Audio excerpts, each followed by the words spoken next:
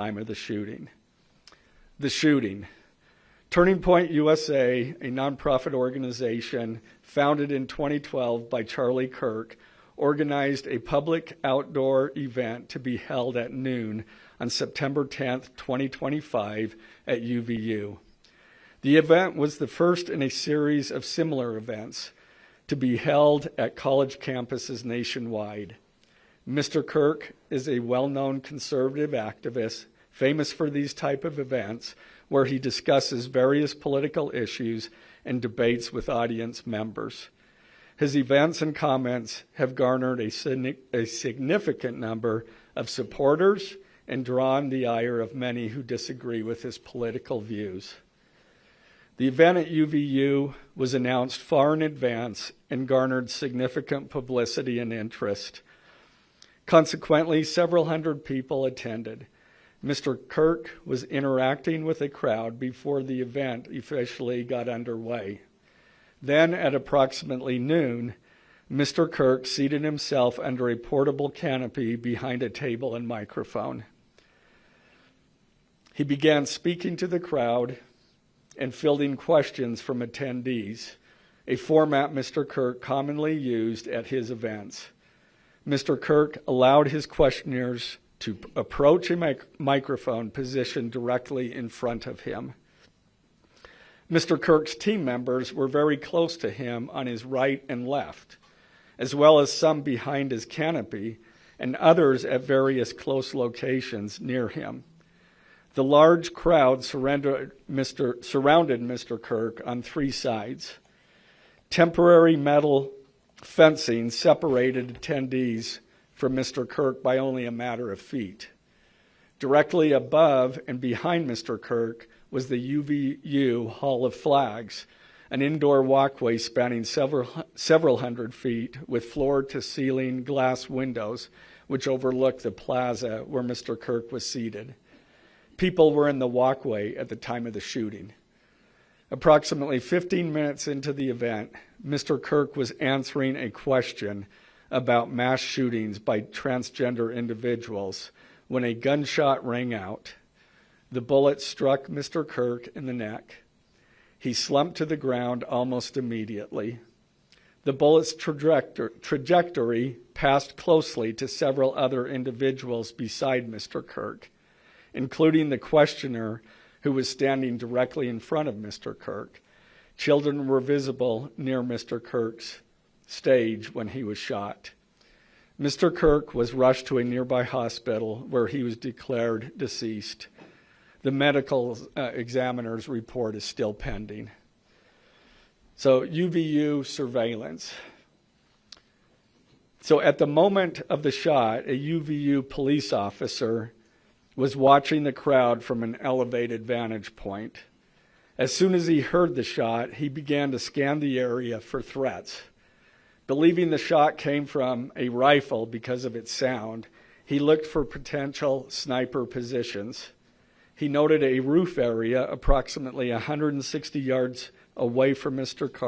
Kirk as a potential shooting position and rushed there to look for evidence.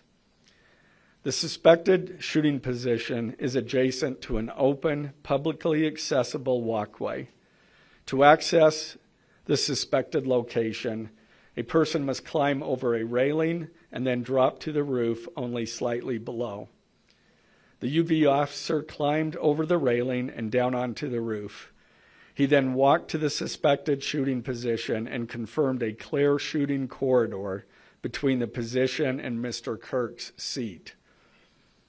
He also noticed markings in the gravel rooftop, consistent with a sniper having lain on the roof, impressions in the gravel potentially left by the elbows, knees, and feet of a person in a prone shooting position.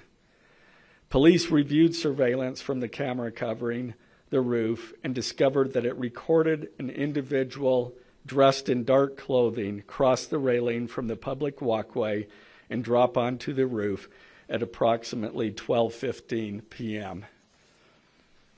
Although the individual moved out of the camera's view for a short time, the camera again captured the individual running across the roof and then low crawling to the area the UVU officer recognized as where the suspected sniper had dropped into a prone shooting position. After a short time, which matches the known time of the shot, the individual arose and ran across the roof to the northeast. This discovery led to an intensive review of UVU surveillance recordings to attempt to track and identify the suspect. Surveillance revealed the following. At approximately 11:51 a.m., the suspect entered campus from the north. He is seen wearing a black shirt with an American flag in the center, a dark baseball cap, and large sunglasses. Throughout the surveillance, the suspect keeps his head down and rarely raises his head enough to get a clear image of his face. As he proceeds across the campus, he is seen walking with an unusual gait. The suspect walks with very little bending in his right leg, consistent with a rifle being hidden in his pants. This unusual gait continues until the suspect is seen crossing the railway off the open walkway and onto the roof, where he leaves the camera's view. A camera later captures the suspect as he runs across the roof to the suspected shooting position. Immediately after the shot was fired, a camera captures the suspect running across the roof carrying an item whose shape is consistent with a rifle. The suspect is then seen climbing down from the roof. He appears to drop the item he was carrying as he hits the ground in a controlled fall. He then picks up the item and runs toward the northeast end of campus. Expanded crime scene investigation. Law enforcement officers followed the suspect's escape path to the northeast end of campus, where they believe the suspect left campus and entered a wooded area. In that wooded area, investigators found a bolt-action rifle wrapped in a towel. The rifle contained one spent round and 3 unspent rounds. This is consistent with the facts officers observed at the time of and immediately after the shootings. No shell casings were found on the roof, suggesting a bolt action rather than an auto-loading weapon, and only a single round was fired. Each round in the rifle contained an etched inscription as follows.